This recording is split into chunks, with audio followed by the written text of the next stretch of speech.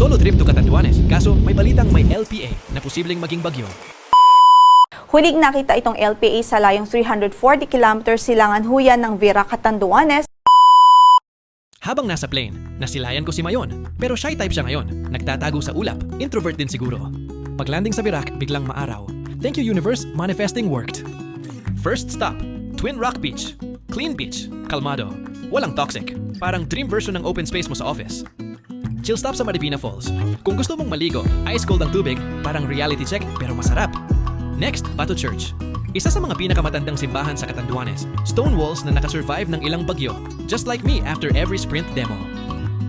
Pero eto na! Bote Lighthouse. Mga best, the struggle is real. Akyat na parang career ladder. Pero pagdating sa taas, worth it ang view. At least dito, may fresh air. Road trip with PJ, aka Catanduanes Mo Tour. May playlist, may kwento, may sudden ulan. Pero tuloy pa rin ang biyahe. At kung gutom ka na after all the lakad, Lobsters! Hindi siya pang rich kids lang. Sa Catanduanes, afford mo na. Pusog ka pa. Para sa mga employee na gusto ng reward sa sarili. Hidden nature stop sa Bajo Falls. Tahimik and refreshing. Parang mental health break, pero literal. Tapos, pagdating sa Balakay Point, umulan. Walang drone shots. Basang-basa sa ulan, pero hindi sa pagmamahal. Buti na lang may Insta360. Instant fake drone shots. Salamat sa teknolohiya! At sa Binurong Point, umulan ulit, slight lungkot hits. Pero pinilit kong mangumiti, ginamit ulit ang Insta360 at todo dasal plus secret orasyon sa ilalim ng payong sa likod ng mga bato. Nung tumigil ang ulan, laban agad.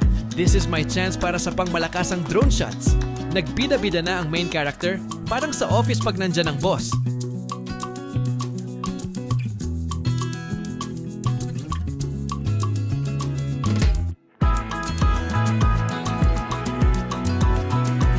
Then off to Astrolabe. Pero bago ka makarating sa kubo mo sa beachfront, bababa ka muna ng bundok. Medyo malayo, pero worth it. Kasi pagdating mo, ikaw lang, ang dagat, at ang katahimikan. Perfect para sa mga solo traveler na may pagka-introvert like me. Catanduanes solo trip taught me one thing. Minsan, ang kailangan mo lang talaga ay day off, konting adventure, katahimikan, at konting lobster.